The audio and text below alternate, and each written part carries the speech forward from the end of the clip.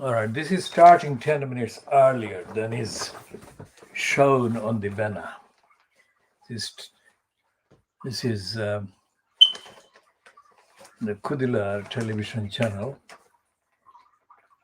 Baby Angel Geronimo Editions, Part A, being broadcast on the internet on Sunday the 10th of October 2021.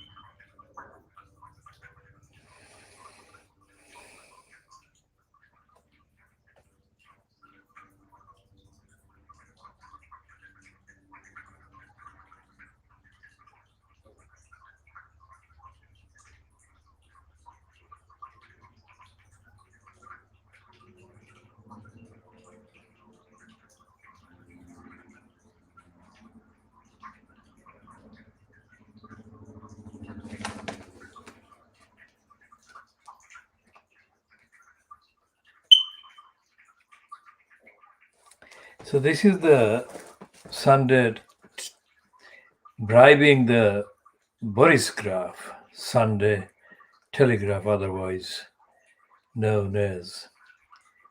And there is a piece about the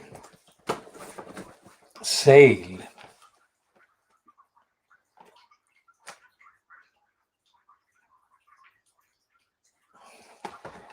of a company called ARM, which previously was called Acorn Computers. And this is about the Johnson cabal having appointed somebody called Alex Van Summeron, a veteran tech investor, as the chief scientific advisor on national security this summer. And this is odd because everything in terms of defense and security concerning the UK in the context of its relationship with the USA is totally open as far as the USA is concerned. So this issue of national security is not as significant as it may appear to be in this piece. The majority of the headings in Fleet Street are admissions, headings and comments, and we shall come to the comments, including the comments by Andrew Ronsley in the Guardianized Observer, and in the Observer itself, again, the piece by Nick Cohen.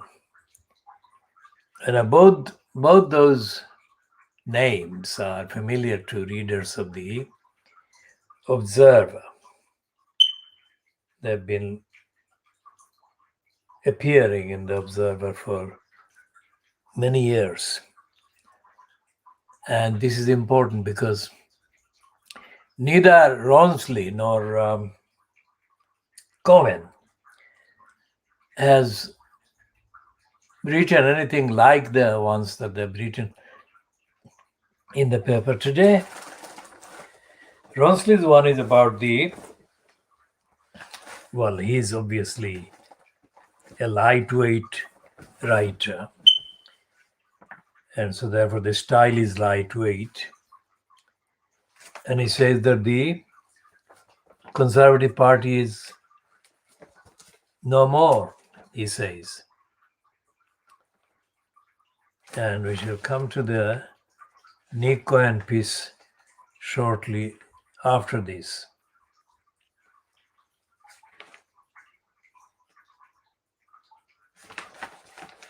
The piece in the Observer, byline to Andrew Ronsley, I'm looking for it in the print paper. We have already posted comments on our Twitter account about that. So, and it doesn't say on the online version what page of the printed paper this Ronsley piece is on. Let's see which page it appears on.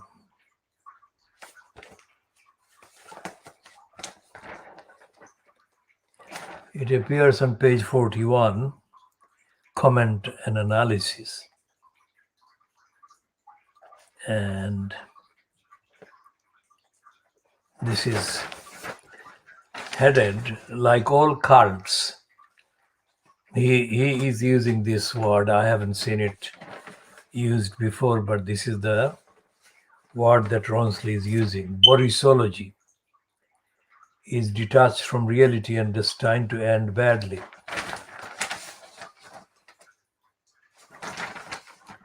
Now, Borisology, as Andrew Ronsley is describing it, is after the first paragraph, which is the Conservative and Unionist Party is no more. It has ceased to be. It has expired and gone to meet its maker. It's kicked the bucket, shuffled off its mortal coil, run down the curtain and joined the choir invisible. This is an ex-party, he's saying. And in the next paragraph, he says it has been replaced by the Borisar Betip and Johnsonist party. This is the conclusion I draw after observing the worshippers at the Boris Fest in Manchester. It was all about him.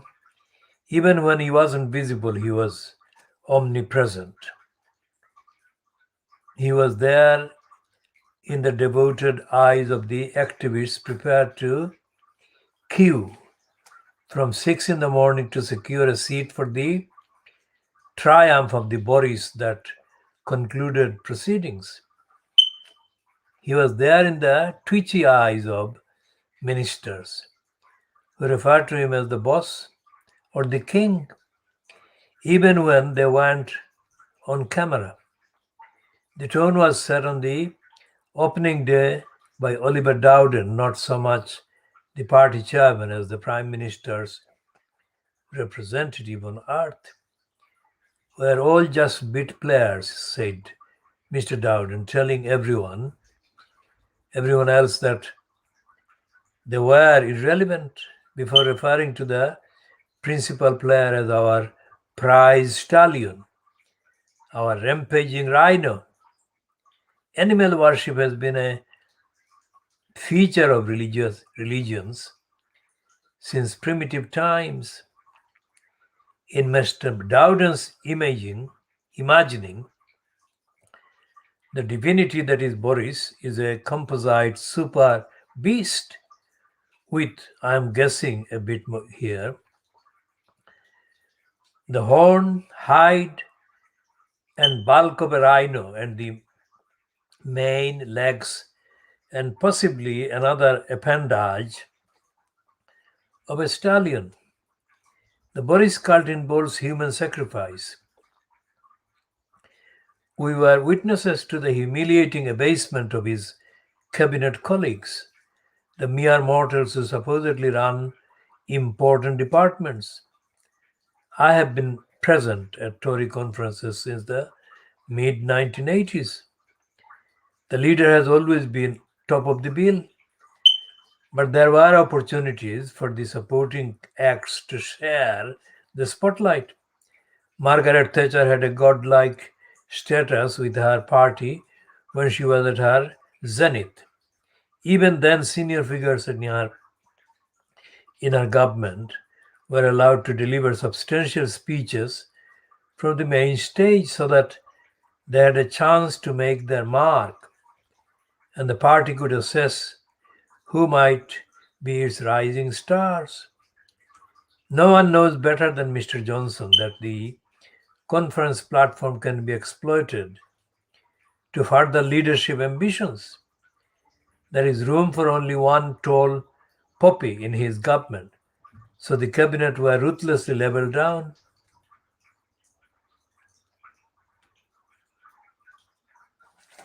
And there is a caption to an image of Johnson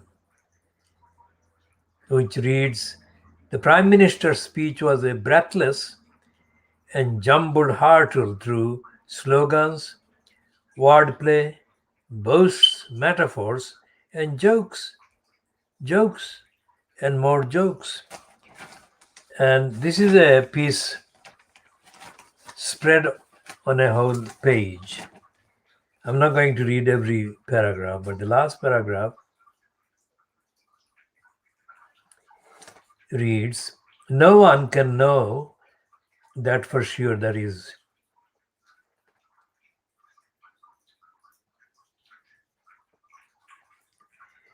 and this is a quote in the previous paragraph. One Conservative MP told me, that is Andrew Ronsley, confidently, Boris is going to have at least 8 years as Prime Minister. So in the paragraph following, Ronsley says no one can know that for sure. Public patience will wear thin and then snap. In furtive concerns of the conference, Tory MPs could be found debating whether the bubble will burst before or after the next election. The public will turn against him one day, as they do on all leaders, and then his MPs will do the same. For the cult worship only an extremely flawed parcel of mortal flesh, who is much better at cracking jokes than he is at cracking governing. Now that's not a critical piece. That is a timid piece tickling Boris Johnson and promoting him. And Andrew Ronsley, as I said, is a shallow person in terms of the contents of what he writes and what he has been saying, that he has been observing Conservative conference from the mid 1980s. He doesn't have to say that, because whatever he has been witnessing or observing, he has not told the truth about, not in the context of the requirement of democracy, truthfulness and accountability. So Andrew Ronsley, of course, is right that he has been witnessing or has attended Conservative conferences from the mid 1980s, but he has not, as I have said, told the truth about it. And why am I saying is that he has not been telling the truth? Because the Observer is the only Sunday paper that doesn't have whole dedication to the Conservative Party or the right wing or the right of center. The two papers that are published on Sunday as well, Sunday Mirror and the Sunday People, are also not predominantly conservative, although the ideology that they actually promote and the agenda that they support and the narrative that they actually promote are very conservative with a small c and very much hostile to democracy or social democracy.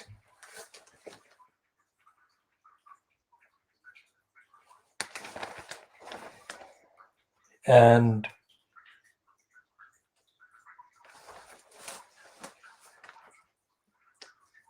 there are headlines that are tickling headlines like this one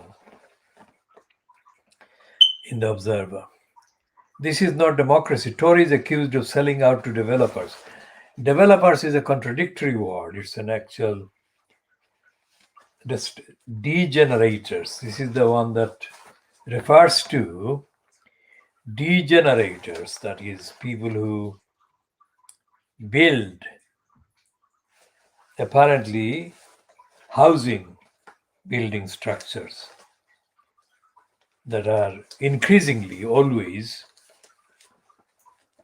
at the expense of people who need housing. So developers is actually degenerators because they degenerate the social kind of scene and picture and narrative. And they deny people the housing that the people are entitled to and people very badly need.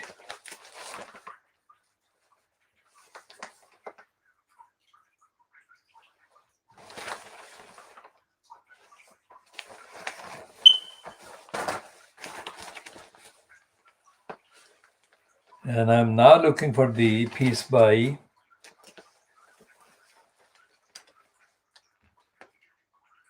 Nick Cohen.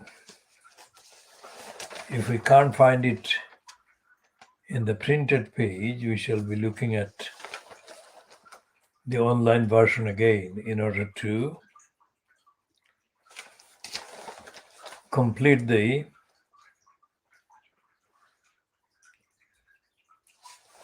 diagnosis of Nick Cohen.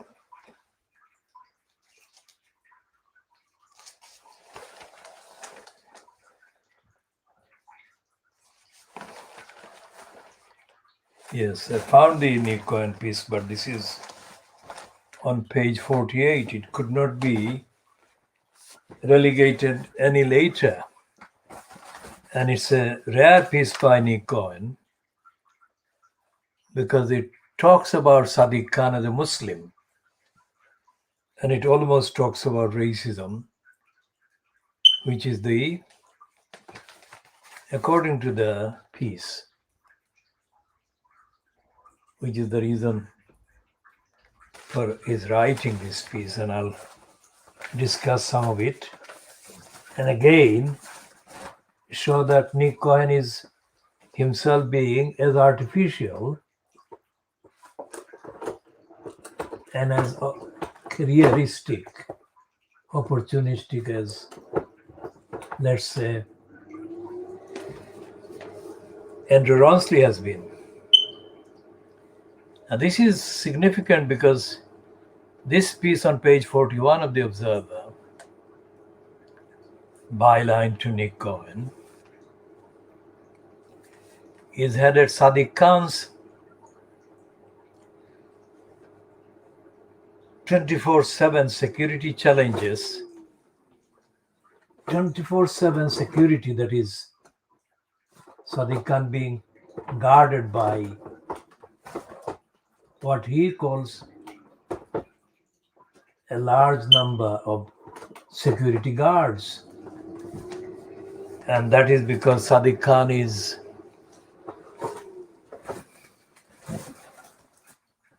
under regular threats. And these threats are so serious that Sadiq Khan admits that they are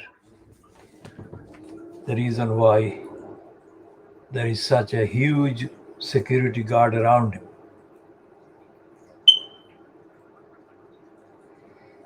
But in the penultimate paragraph, Nick Cohen says, Khan said he had kept quiet about the dangers he faced because he did not want to deter other people from minorities from going into politics. Then he realized that black footballers did not duck the issue of racism for fear they would put the young off sport. They wanted to fight it, and so should he. Silence normalized extremism, he told me, and he had had enough of keeping quiet. The mayor of our capital city needs 24/7 protection because of his faith. If you appreciate the consequences of the threat he faces, you must conclude the world's least racist country is not anti-racist enough. What does it say? It is typical kind of tickling.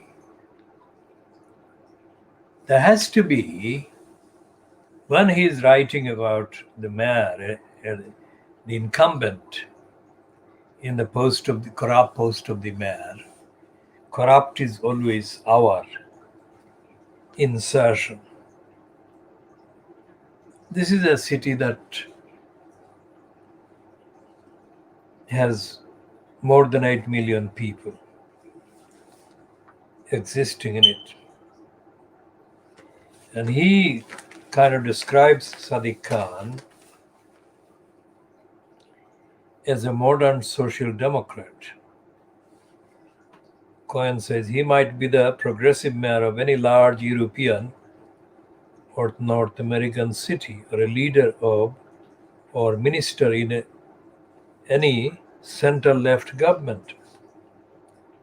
Yet how many of his contemporaries have experienced the following? And he describes in the next paragraph. The police took a bomb threat in February so seriously. Khan was conducting online meetings while dogs sniffed for explosives in the mayoral office. His staff told me. Last year, police put 24-hour surveillance on his family home because of credible threats against him and his wife.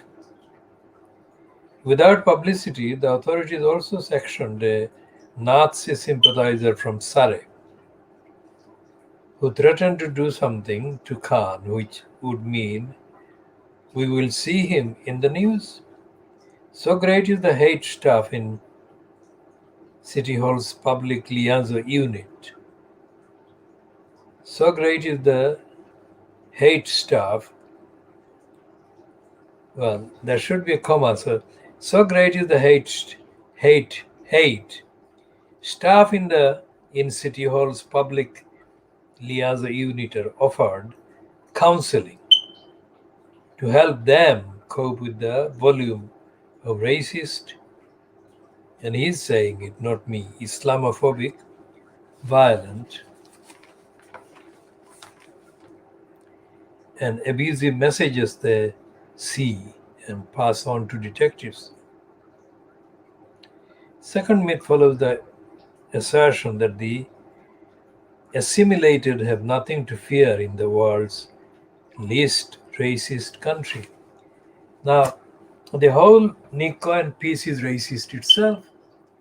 Racist ignorance, and ignorance about the history of this country, and ignorance about the actual way the kind of democratic bureaucracies work or operate. And I think that he published one or two or three pieces in the Spectator between 2013 and 2014, I think. Those pieces were about Lutfur Rahman, who was incumbent in the corrupt post of the corrupt elected mayor in Tower Hamlets. I responded to one of these pieces which was published in the Spectator, but I think the Spectator has removed my kind of comment and questions to Nick Cohen. Now, he uses the term assimilated. It's not assimilation, it's integration. And that the fact that Nick Cohen uses the word or the term or the concept of assimilation shows Nick Cohen's racist denial and ignorance. It is never assimilation, it's integration.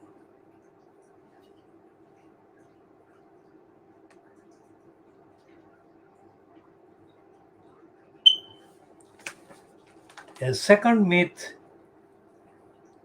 and I'm reading this piece, I'm not agreeing with this concept of assimilation, but just for the evidence and reference, I'm reading this again, this paragraph, and I quote Nick Cohen. A second myth follows the assertion that the assimilated have nothing to fear in the world's least racist country. This is not true. The UK is not the world's least racist country at all. Not by a very long margin.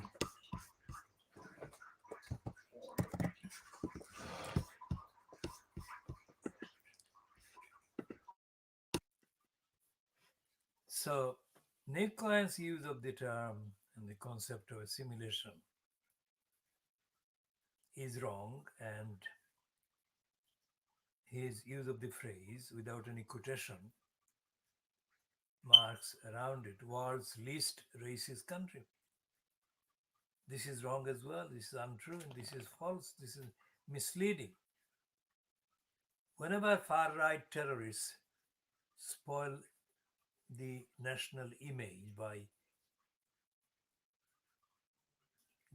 murdering Joe Cox or threatening to murder Khan, conventional conservatives jump up to say, we cannot call them terrorists.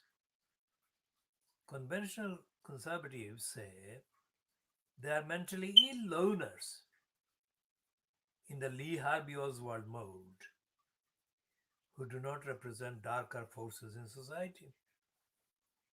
In the next paragraph, Nick Cohen says, you could forgive Khan for replying that he has enough loners after him to fill a stadium. And as the New Zealand mass murder of Muslims in the Christchurch mosque prepared to massacre 51 people in Christchurch mosques, he found the time to urge his supporters to show their commitment to a white rebirth by removing the Pakistani Muslim invader, who now sits as representative for the people of London. Quote, why would a terrorist in New Zealand know about me? Khan asked. His answer comes from the great reactionary year of 2016 that pushed conservatism rightwards. As Khan was preparing for the May election in London in 2016, not far apart from the date of the referendum, Boris Johnson and his Vote Leave team were swinging the Brexit referendum with the lie and there is no other word for it, that Muslim Turkey, with its population of 76 million, is joining the European Union. At the same moment, US commentators were dismissing the presidential run of Donald Trump and did not see that he would win in November on an anti Muslim ticket. Khan experienced the new right wing politics in the campaign of the conservative contender Jack Goldsmith, a member of the upper class, who showed how the mainstream would exploit the lunatic fringe. The conservatives sought to widen communal divisions between London's Muslims, Hindus, and Sikhs. Khan was a Muslim, they maintained, and if not quite a terrorist, then a clever lackey who speaks alongside extremists. I remember thinking at the time that the dog whistles were so loud you couldn't hear yourself speak. During the 20th century, anti Jewish hatred was Janus faced. On the one hand, it exploited resentment from below by pretending that a Jewish elite controlled the capitalist banks and media, along with, and don't ask how, the Soviet Communist Party. On the other, it exploited resentment from the above about immigrants with an alien religion, undercutting wages and stealing jobs. Now, there is nothing in the Nick Cohen piece that actually connects things together. It doesn't talk about role, the role played by the corrupt bureaucracy, judicial bureaucracies, in allowing the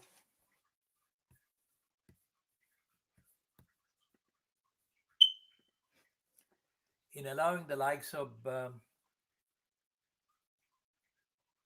races that he has named, and he has generally referred to, including Jack Goldsmith and Boris Johnson.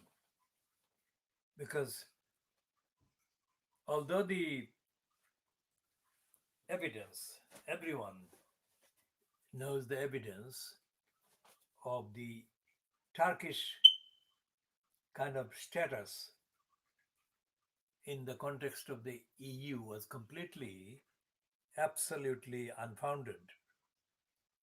The fact that that was a lie that was intentionally spun by the Brexit supporters before the referendum, the Brexit supporters being primed and programmed by Boris Johnson himself to tell that lie. The fact that Boris Johnson lied about Turkey and that Jack Goldsmith lied, absolutely lied against Sadiq Khan in 2016. And neither Boris Johnson nor Jack Goldsmith has been prosecuted for inciting racist anti-Muslim hatred. And the fact that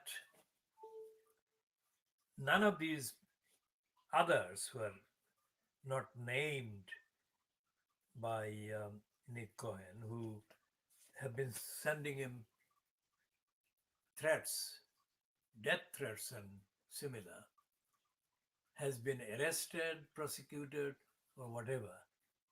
Nick Cohen doesn't talk about that. So his concluding paragraph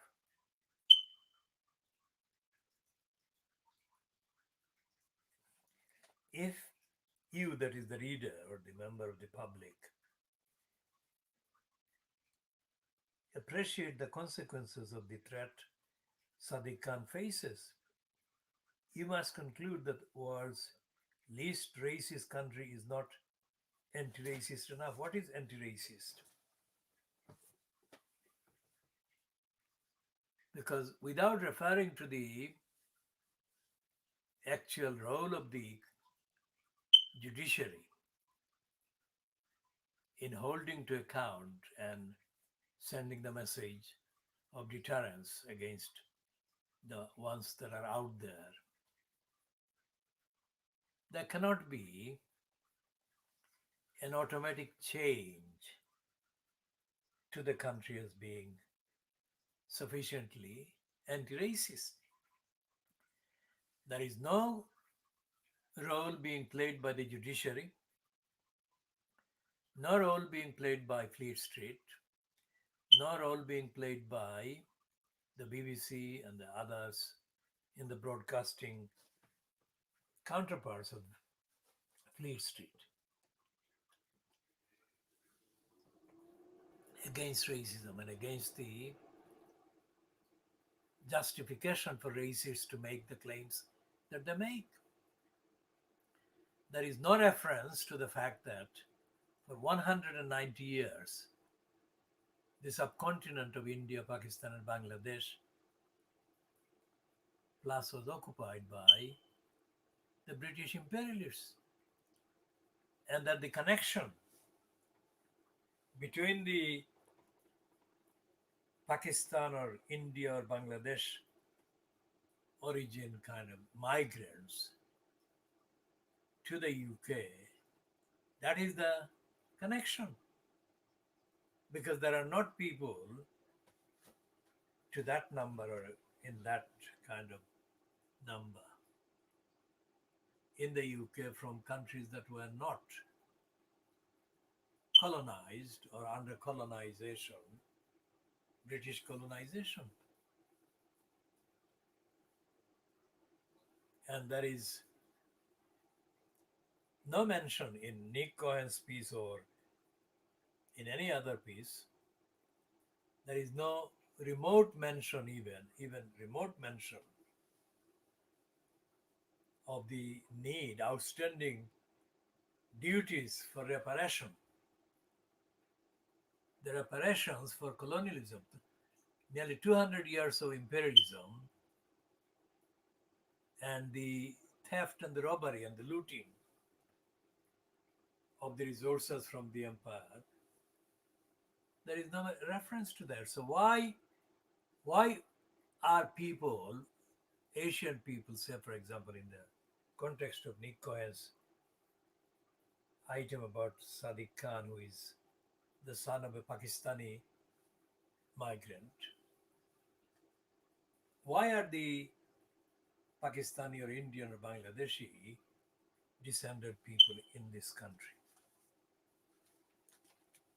And the other thing is that the similarity between the people of the subcontinent of India, Pakistan, and Bangladesh in economic terms, in terms of the running of the UK economy, the people of the subcontinent and the people of the Caribbean, who are referred to as the people who came by the ship Empire Windrush, the similarity is very, very strong. That despite there are two things. One is that the Caribbean and the subcontinent of India, Pakistan, and Bangladesh were both familiar with the things British, like the language, but also the UK economy needed, it's not just cheap labor, but it needed labor for the particular sectors in the then British economy to run. Something that has been the case with the migrants from European countries. both the countries in the European Union and countries from other Eastern European kind of regimes, let's say countries that were members of the Russian kind of USSR.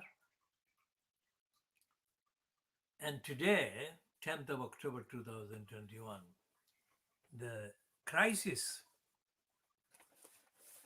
the economic crisis, very connected with the shortages and labor shortages in particular, is in the news, main news.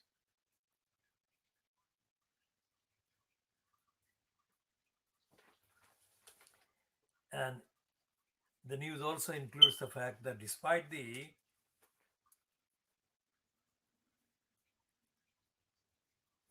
fact that there is a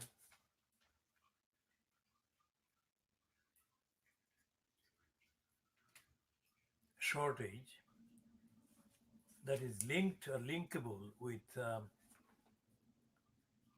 the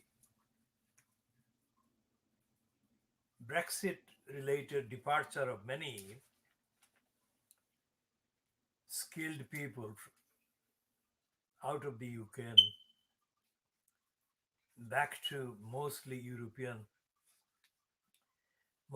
European homelands.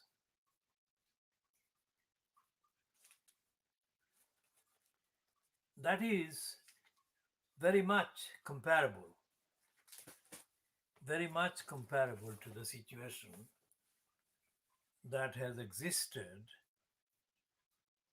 in the 1950s and 1960s and 70s.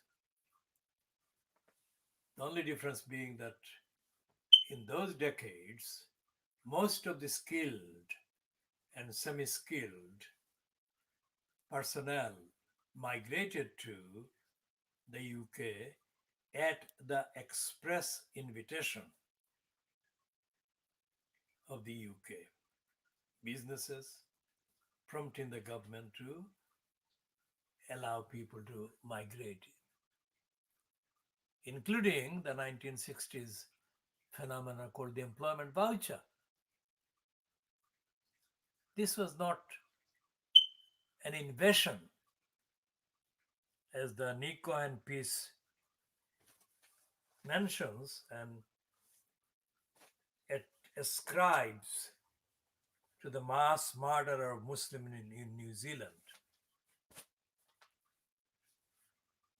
This was a clear invitation by the government and the thousands of businesses stuck for manual labor and semi-skilled labor and skilled labor in this country.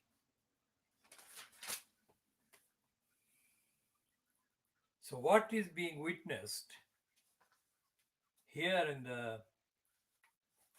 in the language of the Murdoch owned Scum on Sunday, here is the heading.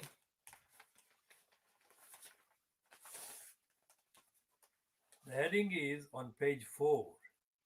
Boris Johnson's Costa break, Costa that is in Spain. Boris Johnson's Costa break as UK battles triple crisis. So that's the Costa break when the country is battling triple crisis. And what is the triple crisis described as? Boris Johnson faces a backlash after jetting off on a luxury break to the Costa del Sol. Johnson is staying in Marbella with wife Kerry and 17-month-old son Will. It's their first trip since Mustique in January last year. But they're likely to be panned for going amid the fuel crisis, supply chain shortages, and surging energy prices, sources said the Prime Minister is exhausted. Well, whatever the explanation or excuse for Johnson being in Spain, including the excuse that he is exhausted. And this is the Baby Angel Geronimo edition of the Khoodeelaar television channel. And what is happening